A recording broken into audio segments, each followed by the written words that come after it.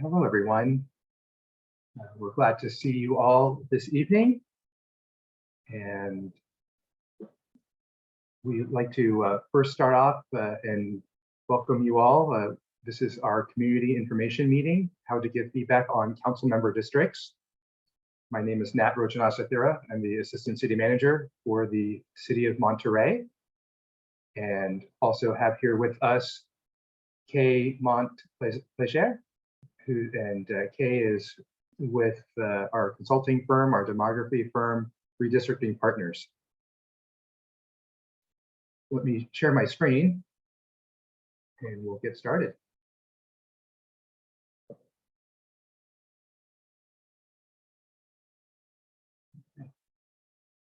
So first, we wanted to share with all of you that we do have Spanish language interpretation available.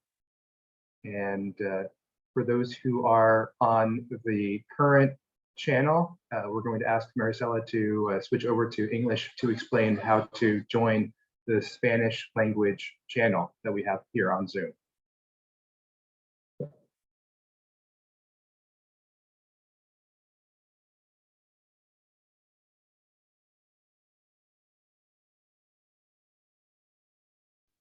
So I'm not sure if Maricela switched over to English yet, because we cannot hear her on this side, but I think maybe she's still catching up here with the translation.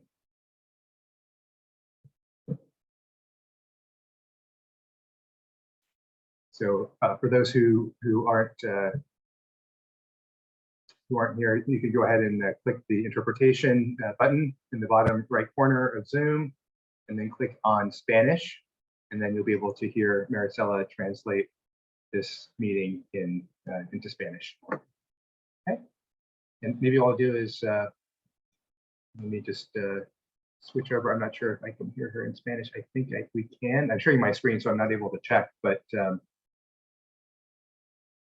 Kay, can you just double check, switch over to Spanish and make sure that we're still able to hear? Yep, one moment.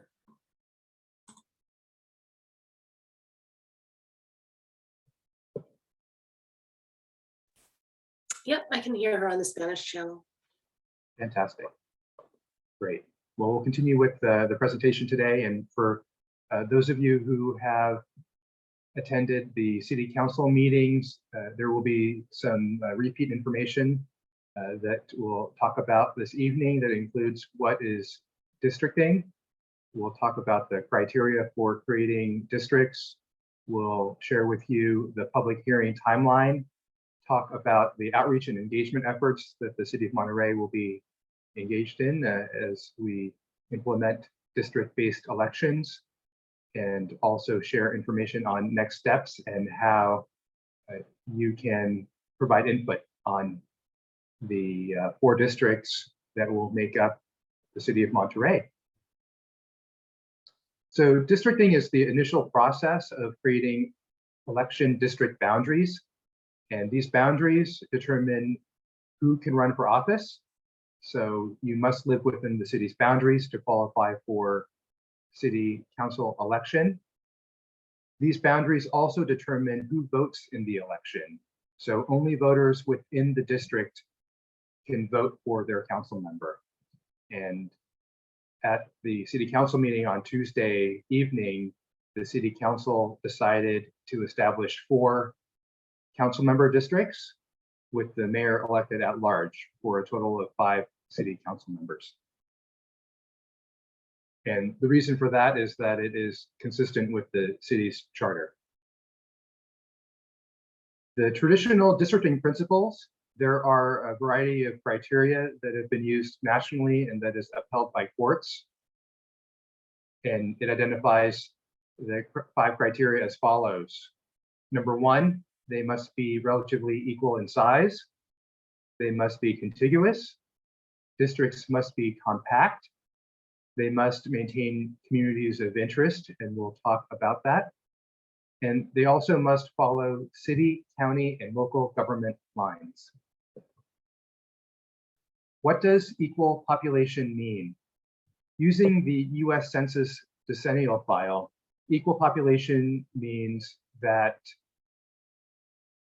it is based on, the districts are based on the number of people, not number of citizens or voters or other metrics, but the number of people within the city of Monterey. And later, when we will share with you the map, the place map for you to provide public feedback, the goal here is that each district should have roughly 7,500 inhabitants, 7,500 citizens, with no greater than a 10% deviation or better, or essentially 10% or less. And that is the deviation between the highest, the largest district, largest population district, and the lowest population district. And we can explain that further. The other criteria is that districts must be contiguous, and the area that is one whole piece is literally contiguous, and an area that represents how the population functions or how people are connected is functionally contiguous. And you can see the graphic here on the screen that shows if this were a district, it's clearly not contiguous. Districts must also be compact, and it's based on the ratio of the circumference of a district as well as the area of a district. And it can be measured by the number of distinct straight lines and the number of kinks and bends that are within a district. Sometimes compactness can be unavoidable as you look at the City of Monterey's map, and areas such as Ryan Ranch and Fisherman's Flats neighborhoods, the district boundaries just aren't, the city's boundaries aren't as compact. So, but obviously other parts of the city, boundaries can be drawn in ways that where districts can be compact. And one of the most important ways that we get feedback from the community is to define and gather input on communities of interest. That means bringing people who are like-minded or people who have commonalities together. And some of those examples of communities of interest include those that have ethnic and language minorities. It's relatively subjective, and it's open-ended to be as inclusive as possible. The Voting Rights Act communities include those communities that have races of Hispanic origin, Latinx or Hispanic, Asian American and Pacific Islander communities, and communities that represent Black or African American populations. It's important to note that while communities of interest may include race, it cannot be the predominant factor in how district boundaries are drawn. They may include, as we said earlier, ethnic and language minorities, as well as other groups. But other factors for communities of interest include neighborhoods. As many of you know, there are 16 established neighborhoods in the city of Monterey. And that can build into the conversation and into defining what the communities of interest are and how those neighborhoods are grouped together to form districts. People living near an industry. We have multiple colleges here in the city of Monterey, Monterey Peninsula College, the Middlebury Institute of International Studies. Students living near colleges can be an example of a community of interest.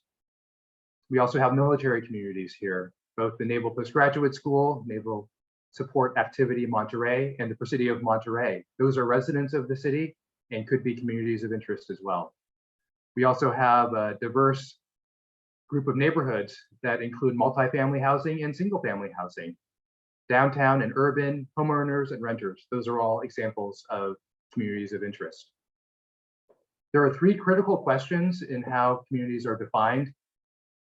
And questions that we ask is, does the community have a shared culture, characteristics, or bond?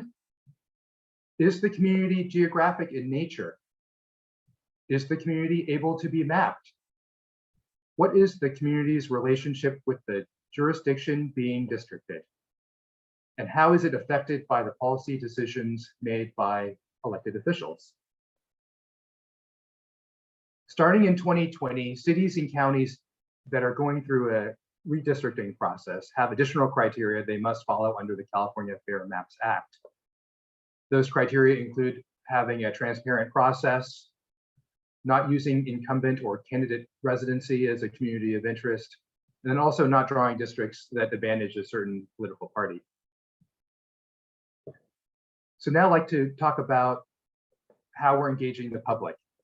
We've launched information on our city's website that goes to our Have Your Say Monterey portal.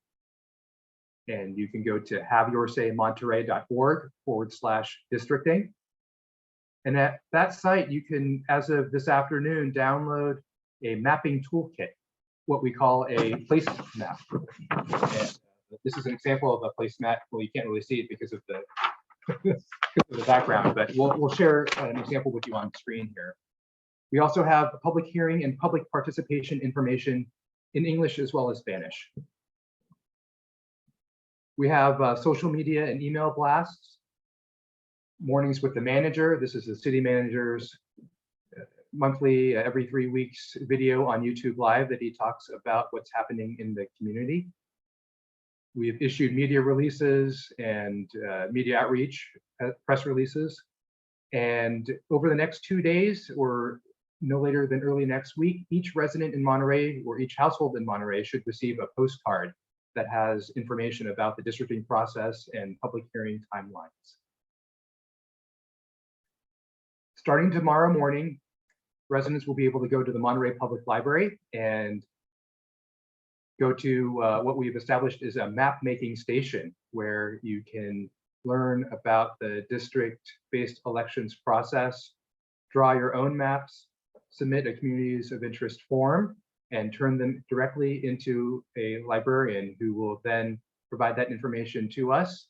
And we'll share that with Kay and the rest of the demographic team who will be developing draft maps and ultimately final maps for the council's adoption.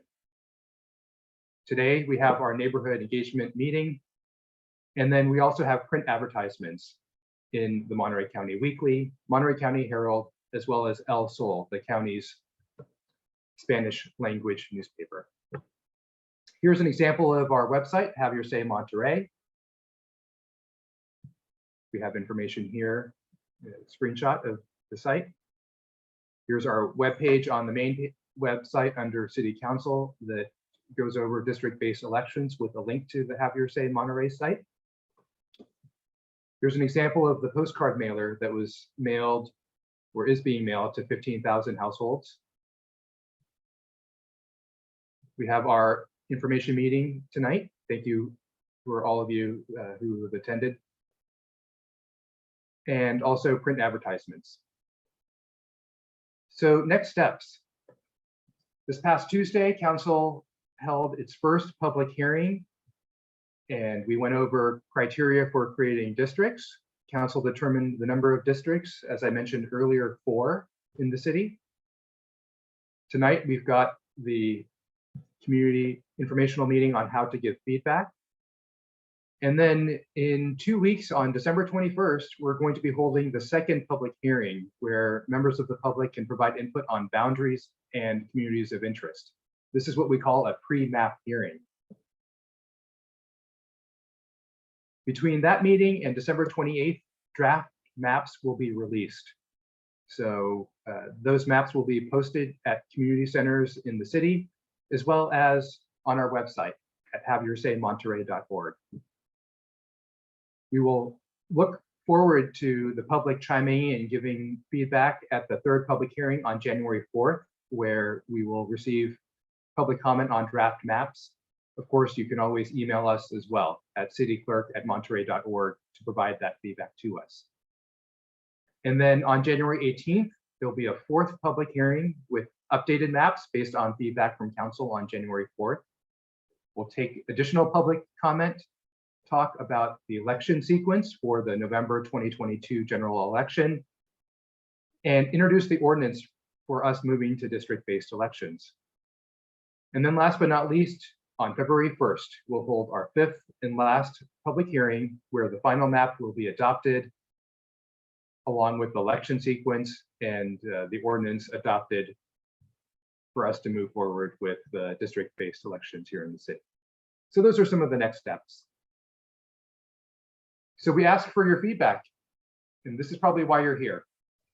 We're asking you to please submit a community of interest form, submit your proposed maps, and give us your feedback. You can email cityclerk@monterey.org. You can also attend a public hearing, either in person or Zoom Gov. There were a total of 5, so 4 more public hearings for you to give feedback. And encourage you to stop by the map making station at the Monterey Public Library.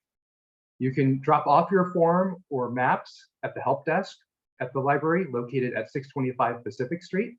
The library is open from 10 a.m. to 6 p.m. Tuesday through Saturday.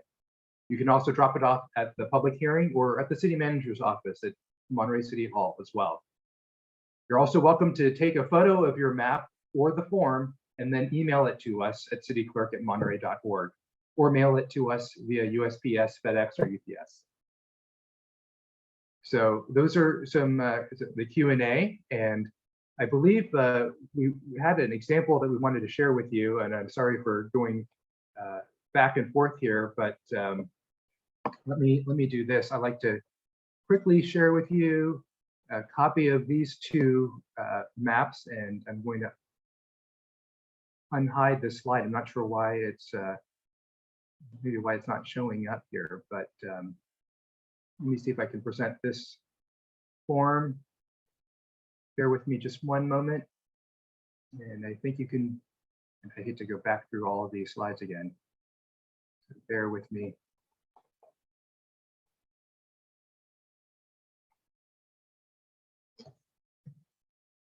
Running a little slow here, but I wanted to walk through the maps with you. I'm not sure why it's not showing up on the slide. So it's obviously, this is the beauty of technology and live. So here's the form, and I'm going to sorry, I'm not able to present it, but you can see here the community of interest form it's a 2-sided form. We ask what are common interests in your community and describe how they're important. Explain the geographical location of your community of interest. What's the rationale for your community of interest to be used in the city council districting process? And then what else would you like to tell us about your community? And then here's some information about that form. We also have over here, this is an example of the community mapping tool, and I'm going to try to zoom in because it's a little hard to see. And again, sorry that I'm not able to share the screen because it's not presenting for some reason. No idea why it's doing that. But what we've done is this map divides the city up into census, I think it's not census districts, but census tracts. Okay, is that correct? Yes, census tracts. Census tracts. So these are census tracts that divide up the city, and you can have an idea. And when you actually see this map and download it, it'll be a little bit easier to see. But we ask that you create either a single city council district, or you can create a 4-district plan. The goal is that new districts should have a population of around 7,500. So all you need is your handy dandy calculator and add up the districts, and you can shade them in a certain color. You can use a Sharpie marker and draw around them. The largest district should be no more than roughly 750 people greater than the smallest district. So what you would do is just add them up, add these census tracts up, aim for, again, around 7,500 each. And then when you're done with the map, send it in. You can take a picture of it, email it to us, cityclerk@monterey.org. Again, you can drop it off at the library or mail it to City Hall. What you would do for each of these districts, we have a space here down below, District 1, 2, 3, and 4, that helps you keep track of the total count for each district. And each of these is based on census geography. And the number is a rounded number based on the final census data that's adjusted by the state of California. And this will help our demographers gather the feedback, define those communities of interest and draft those first maps for council to consider and for the community to give feedback on. Obviously, you know, for some of us who are very precise, this just helps us give a general idea of what those districts are. Obviously, the demographer is going to make sure that the draft maps and ultimately the final maps will meet legal criteria. But this is a really simple way for you to give feedback and draw your own maps. So we're going to go ahead and switch over. I'm going to unshare the screen, stop sharing the screen, and we'll take comments. What we'll do first is take comments from those who have their hands raised. So let's hear first from Michael Brassfield. Hi, Michael. Hi there. Looking at the law on this matter and looking at what is a boundary, the postgraduate school is contiguous to the neighbors on this side of the Monterey, City of Monterey. Mm-hmm. Are they going to use a gate that we cannot access as a inclusive area or exclusive? That's a good question. So what's interesting, and I think when you mention the Naval Postgraduate School, are you referring to because there's La Mesa housing, which is roughly 1,900 residents, and then No, I'm talking about the postgraduate school itself. La Mesa is off of Aguajito, so yeah. So you're saying you're wondering why it's included in the count on the community mapping tool as part of Oak Grove? well, that I'm trying to ensure that it is included there. Mm-hmm. Mm-hmm. Yeah, there's some options in terms of how the maps can be drawn. The Naval Postgraduate School itself, there's some flexibility there. It could be tied to any district, whether that's closer to the Villa Del Monte neighborhood or closer to the west and the Oak Grove neighborhood. In reality, there are only, last I checked, maybe fewer than a dozen residents who actually live on the Naval Postgraduate School itself, because the rest of the Navy housing is actually at La Mesa. So Well, I when think you look at the actual BOQ, population counts, it's pretty low. but there are other residents there in BOQ, I understand. Mm-hmm. And that comes down to the definition of what a resident is. And it's going to be a small number, but just the postgraduate school forms a kind of a natural barrier Mm-hmm. because people cannot drive through it. You have to get around it. That's right. And it would be I assume that the same thing with the language school. In 9/11, they closed access. And so we cannot use access to either of those premises. Mm-hmm. Is that going to affect, and that has a much higher population than the postgraduate school. Mm-hmm. Is that going to affect how that works out? It certainly will be a factor, and as the way that the Census Bureau, and we discussed this at the council on Tuesday, the Census Bureau numbers include the populations of NPS and the City of Monterey. So there are over 3,900 residents who live on the Presidio of Monterey that most of us probably don't have access to, but they are voters of Monterey, and they'll need to be part of one or more districts.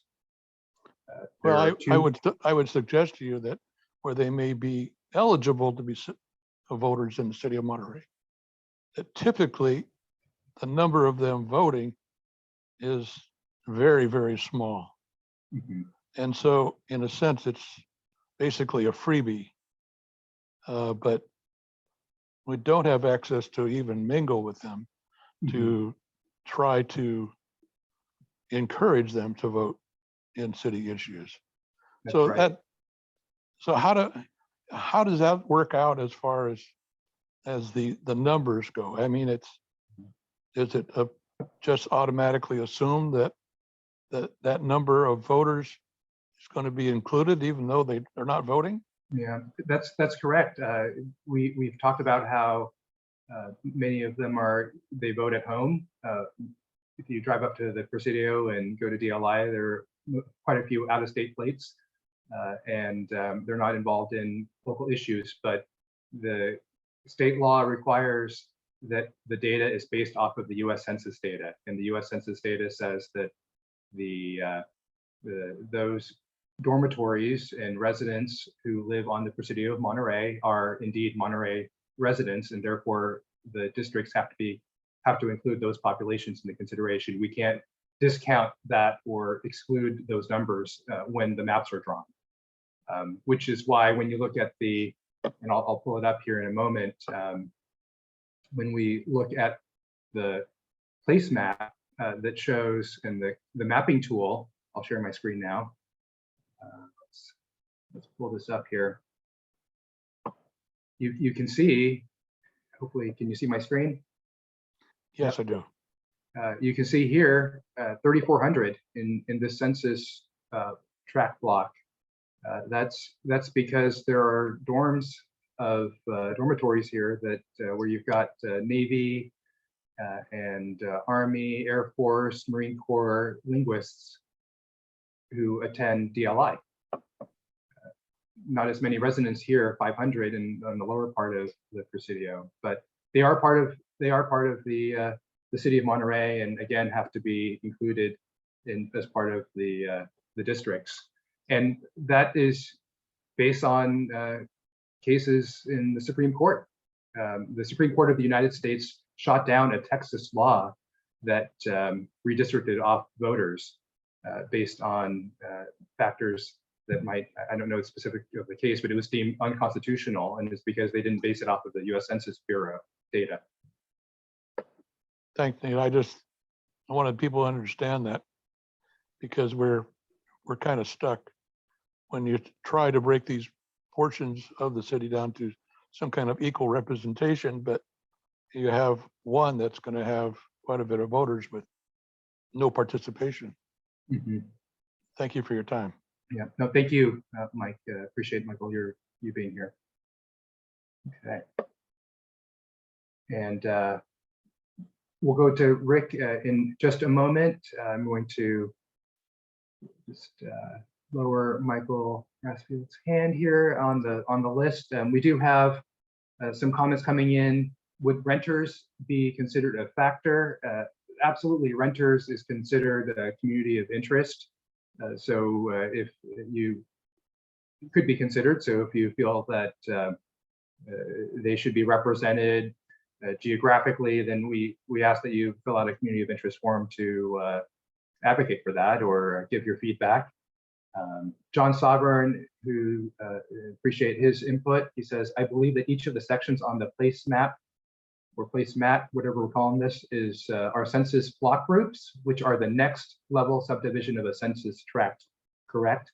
And I believe he is correct. Kay, can you confirm with us on that? Yes, I misspoke earlier. So they're neither tracts nor census blocks. It's just a group of census blocks Census block groups. Yeah. Yep.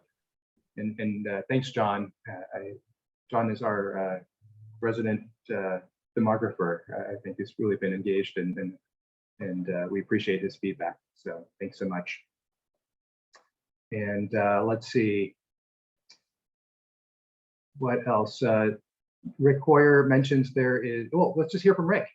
Let's just hear from Rick rather than just reading his Q&A. So hey, Rick, thanks for joining tonight. Thank you. Actually, I have a number of different things. What I was saying there is, it's actually it's every person, regardless of age, regardless of voter or not, or even eligibility to vote. So 3-year-olds are counted in these numbers too. Yep. At the end of the day. my understanding is there are census tracts that are smaller than these numbers. So theoretically, these could be broken up further. However, the one question I have in the case of those 3,400 DLI, there's only two census subgroups or whatever you call it within that 3,400 things. Can you break up the smallest part of a census tract or whatever into pieces? Or are we stuck with, in effect, that 3,400 as a solid mass that has to go into one district? That's a great question. Because it is the single largest census tract in the city of Monterey by a magnitude of about 20. Yep. Yep. And it really screws up your maps. Yep. It does. And it's because we've got so many dormitory buildings, multi-story, that are right next to each other, and right off the 68 and the Skyline Forest there. And so the one question is, can that yeah. be broken up further, even though there isn't a census methodology to do it? Yeah. Then the other question is, if you're bisected by Highway 1 between two districts, say the Monterey Peninsula College District and the one across from Highway 60 or Highway 1, which has the 1,000 in it, can those be put together, or is Highway Run viewed as a barrier to keep them from being put together? Because that comes into play a number of places, and how you would deal with that is a question. Good questions, Rick. We'll answer the first one, or at least try to. Kay, do you know the answer? Can a census tract, the smallest subdivision, be split? So we go by census blocks, which are smaller than census tracts, and those cannot be split. So that's really what we're drawing by, is census blocks, not tracts. Okay, but actually using the right terminology, that 3,400 is two census blocks. One of about 500 or 300 or so, and the other of over 3,000. So what you're saying is the 3,000, which is the smallest census. I get mixed up on the terminology, but it's the smallest one. So it cannot be split. Census blocks cannot be split. I'm not exactly sure what numbers you're looking at right now, but we do not split census blocks. That's correct. Actually, I can tell you the exact number here in a minute. It is 126.01 tracks to 1041 and 1042. Yeah. So I think what I think basically you're confirming my worst fear, but yes.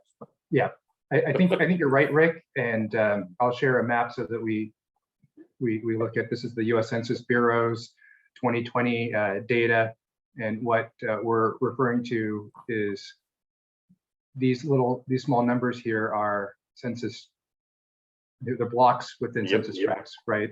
So if you look at the City of Monterey, this is block 1041. It's right here, and 3,107 in that one. Yeah, that one block.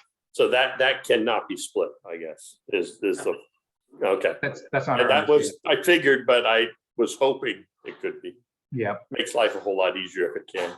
Yeah, great question. Very good question. And then the other question was on the division with Highway 1 splitting, those two, between those two different areas. Could they be joined, and would that work? It could. I know that there's the communities of interest, and there's those what they call natural boundaries.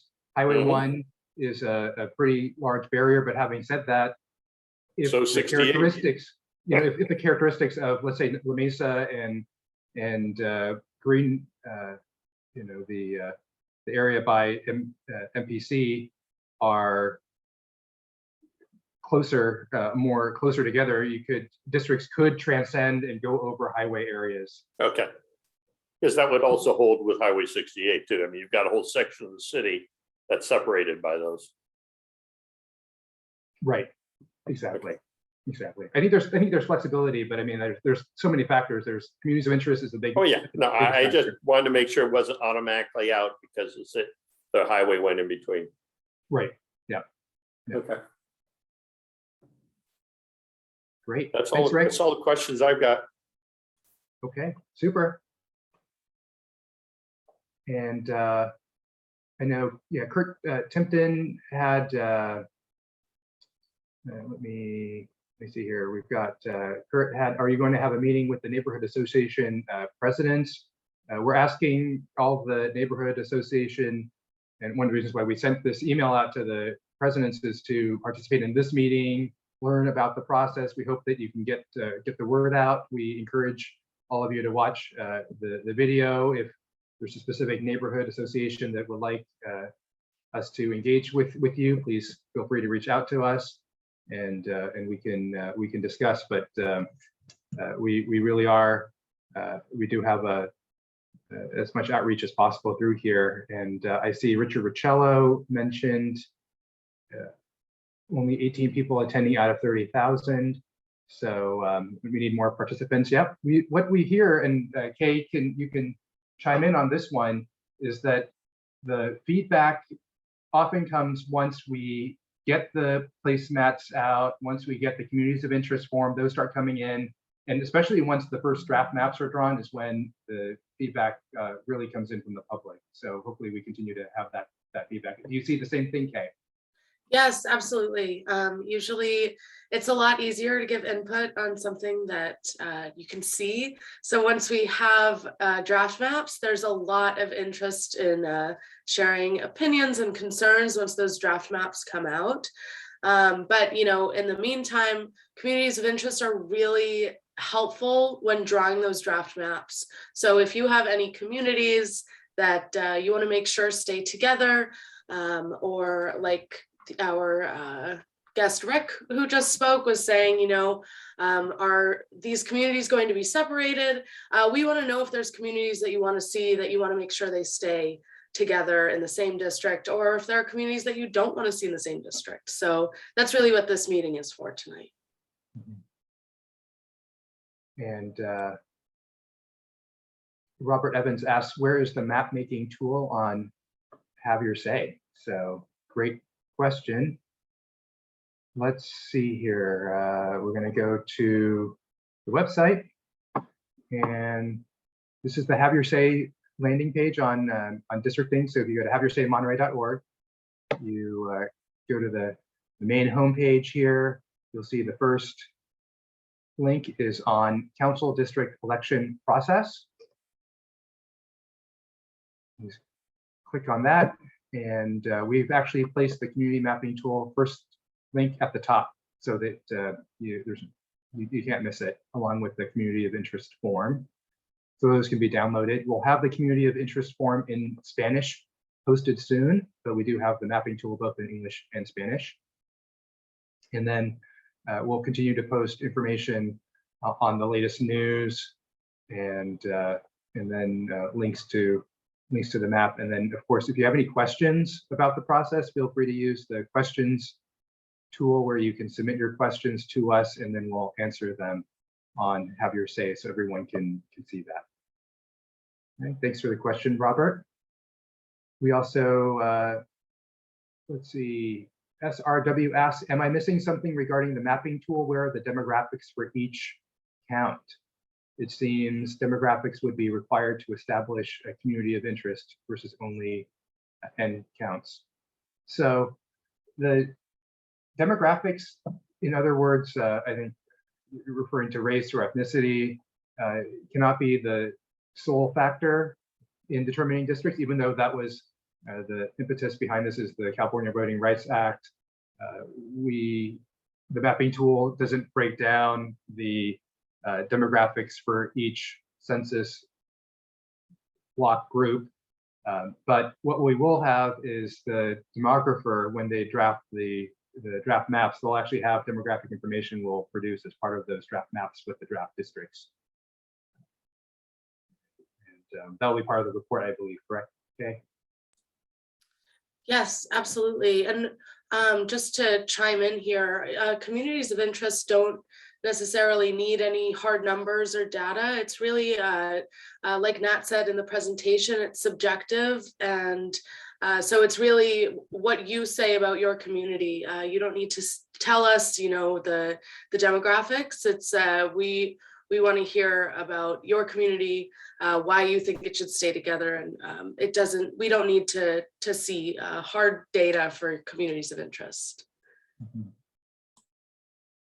And Tom Rowley asked, who will make up the maps distributed on December 28th?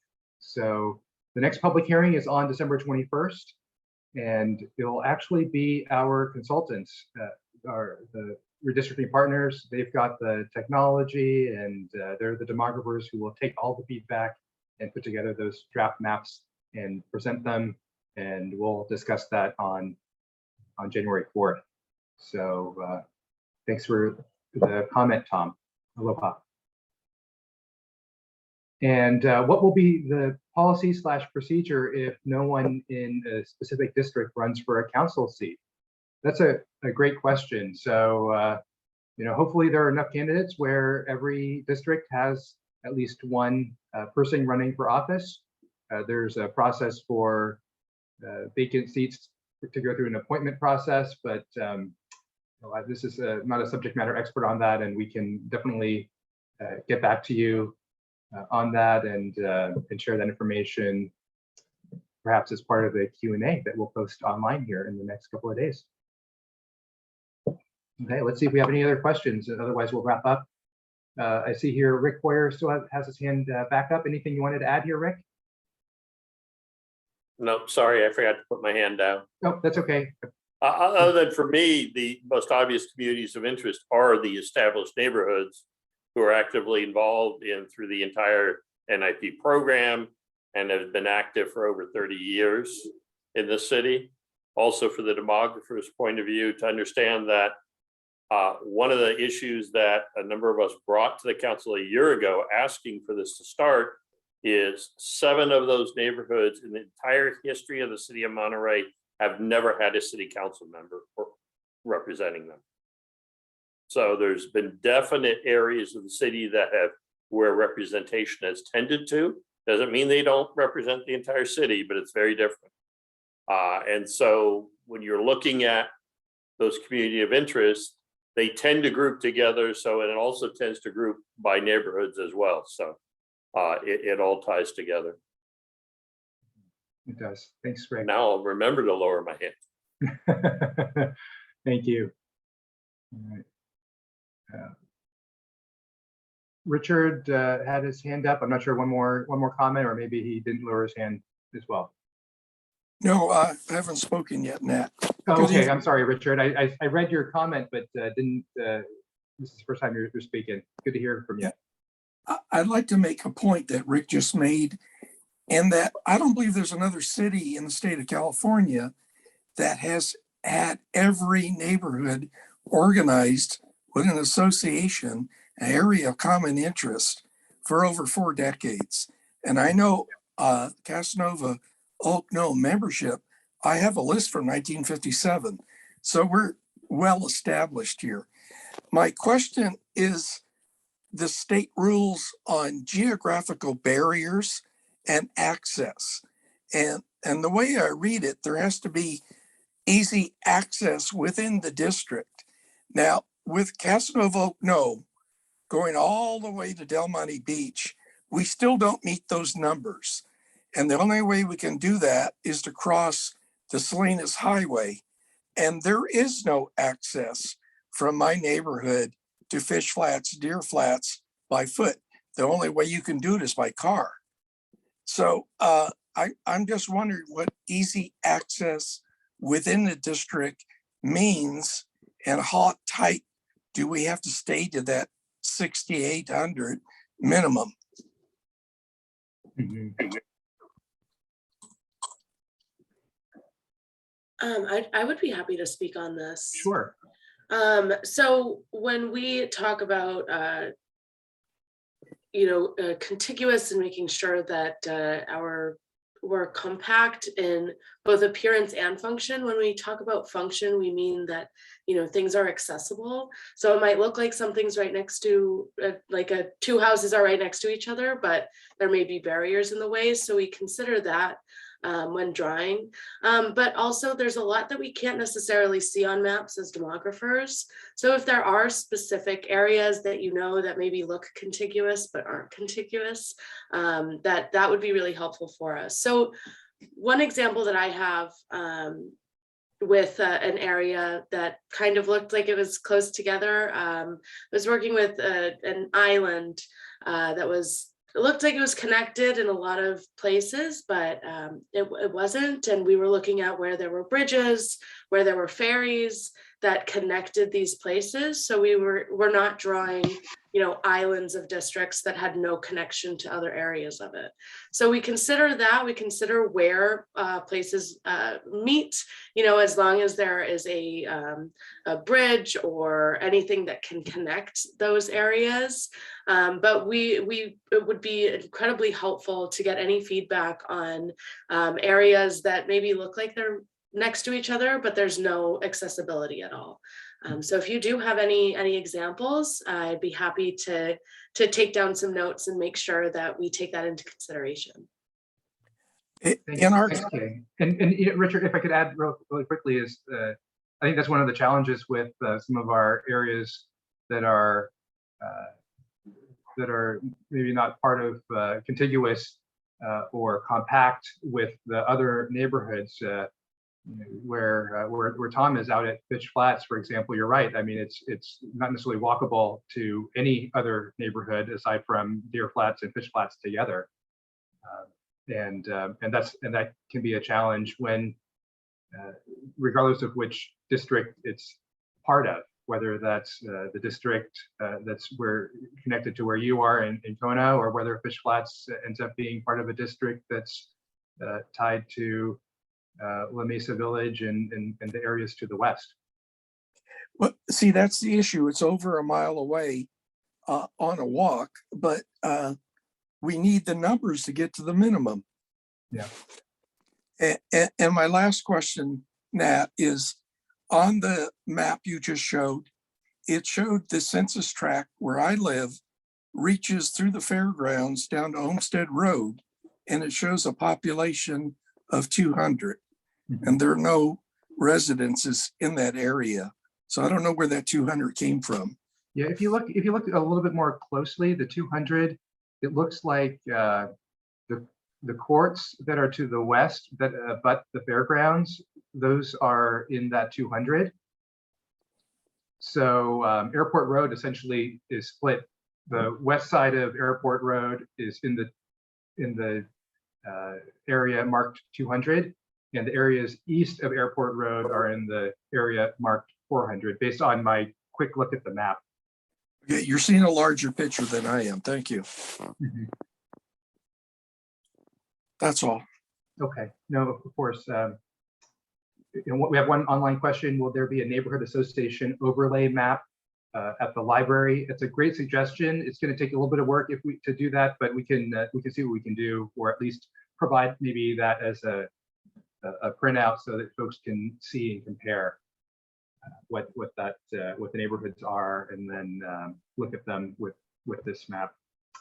Let's see. I think the place map is a great tool, but is this the only way to submit a map? John Sovereign, great question.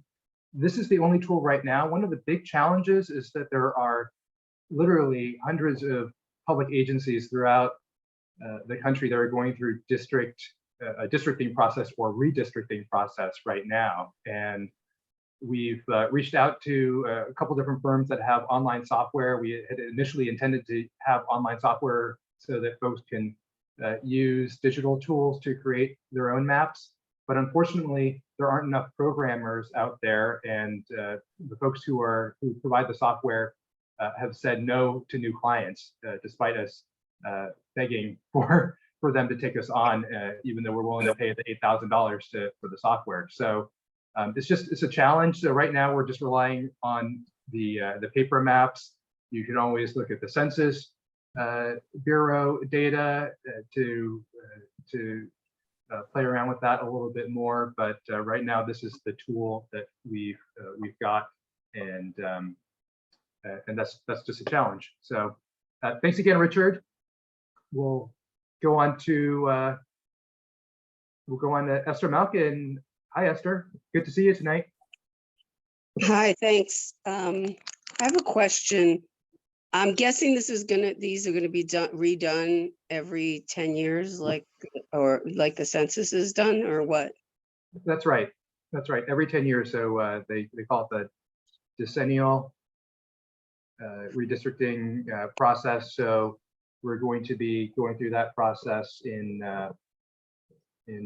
we'll be here again in 10 years. We'll see you in 2031 when we have the 2030 census data to look at the new population numbers and reevaluate those lines. So what about projects like the Garden Road project that we have pending, or I don't even know what the status is these days, that could potentially add another 450 units? Those are going to be completely left out now until the next census. Yeah, that's correct. Yeah, you're right. I'm glad you brought that up, because I thought about that as well. I think one consideration is the fact that those may be multifamily housing units, so that one could plan for that in terms of it being a community of interest and considering what district should that area and Garden Road be part of. But when it comes to the total population count, we can't arbitrarily say we're going to have next year X amount new residents and then use that as a consideration for the population distribution of each district. Okay, and I have another question, because I'm not really understanding this whole communities of interest representation thing. For example, we have some neighborhoods in the city that have more density because there are more rental units in them than others, and they're not going to be in the same districts. So, I mean, I'm not clear on how when we want to represent them, have them represented, we want to have them represented in each district or as a district by themselves, or what exactly does that communities of interest really mean? Because that's been tossed around a lot by those who decided this was going to be a good thing for the city to switch to, but I don't really, I mean, everybody knows that it's because you want to have representation, but again, we have pockets of the city that are, have more renters in them than others. So is that considered a community of interest, or is it considered two separate communities of interest because they're not in the same district, or what? I mean, I might be asking a silly question, but I want to make sure. It's a good question, because in Monterey, we have multifamily housing as an example that's not just in one neighborhood or a couple of neighborhoods. It's pretty dispersed. I mean, some more than others. Kay, can you answer this one for us? Yeah, Esther, I think that's a great question, because I know that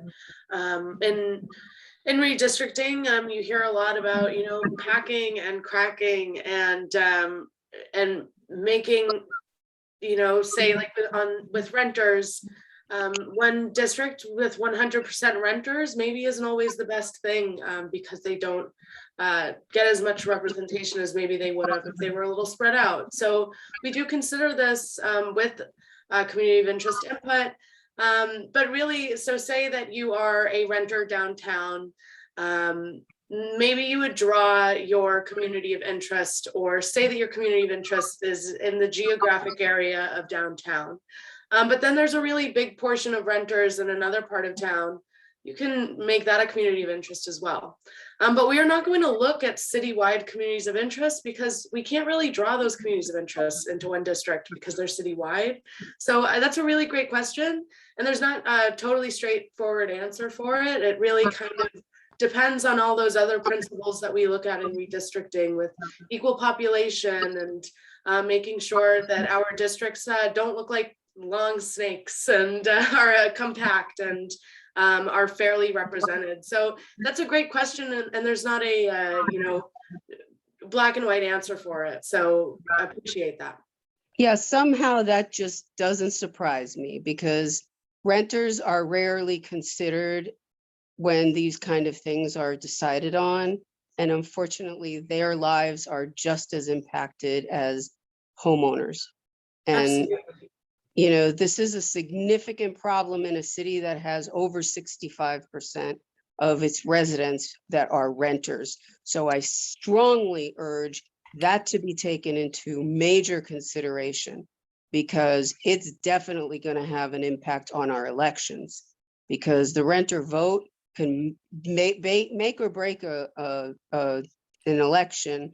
And, now that it's split up into districts, some areas are going to benefit more from that than others, but the mayoral one being at large will still be significantly affected by that. But, this is very confusing for renters because they tend to be ignored all the time anyway and are least engaged in this process and will never have the level of candidates that will step up to run for in any district. So they're the majority of the residents, but have the least chance of having an actual candidate run from that community of interest. And when we talk about renters, we're talking about a huge, demographic. It's not just Hispanics or Asians. We're talking about all of them. We're talking about Hispanics, Asians, seniors, students, everybody. So by not thinking about that particular community of interest in a lot of detail, it's problematic in my opinion, and will be very, very questionable. Everybody looks at numbers and demographics and theory and whatever, but, this whole thing has been brought about because of the complaint that Monte Vista has so many candidates coming out of that neighborhood. Well, there's a reason for renters not running because they can't afford to run.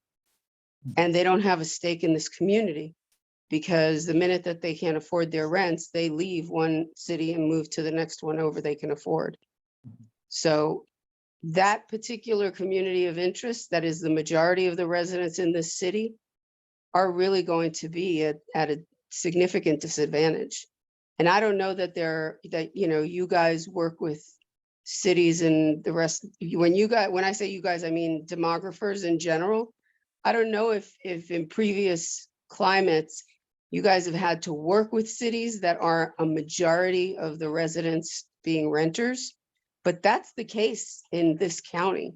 Almost every single city in this county is a majority of renters in the city. So I don't know if it's something that hasn't been talked about enough, but it certainly needs to be talked about more now than ever, in my opinion. Yeah, and thank you. Yeah, thank you, Esther. And we're actually at the top of the hour, so I wanted to, and I know, Kay, you can talk a little bit about your experience with the renters as a community of interest. I know many of your clients range from large cities to small and medium size. yes, and also just this is all really helpful when we're looking forward to drawing these draft maps. So please, if you have a community of renters that you want to make sure stays together, please send us that information and we will consider it when drawing our draft maps. Yeah, we have one comment here. Renters, seniors, students, minors, recreational sites are the demographics I was looking for to consider for communities of interest. Thanks for your comment, SRW. And then John Sovereign suggests that, quote, geeks, I mean people who want to analyze the granular data, please look at statewidedatabase.org. The website is statewidedatabase.org. I will take a look at that website myself. And it's a website that's run by the UC Regents and Berkeley Law, University of California, Berkeley. So we'll check that out. And for those who are interested, please go to that site as well. Thank you all for being here today. Again, we encourage you to go to haveyourSayMonterey.org/districting to learn more, and stop by the Monterey Public Library starting tomorrow. We have the mapping station there, and attend one of our many public meetings. I wanted to thank Kay Montplaisir for joining us today, as well as Maricela Quesada, who is our Spanish interpreter. This meeting will also be is being recorded and will be published on youtube.com/City of Monterey. Thanks so much, everyone. We hope you have a wonderful evening, and thanks for joining us. Take care.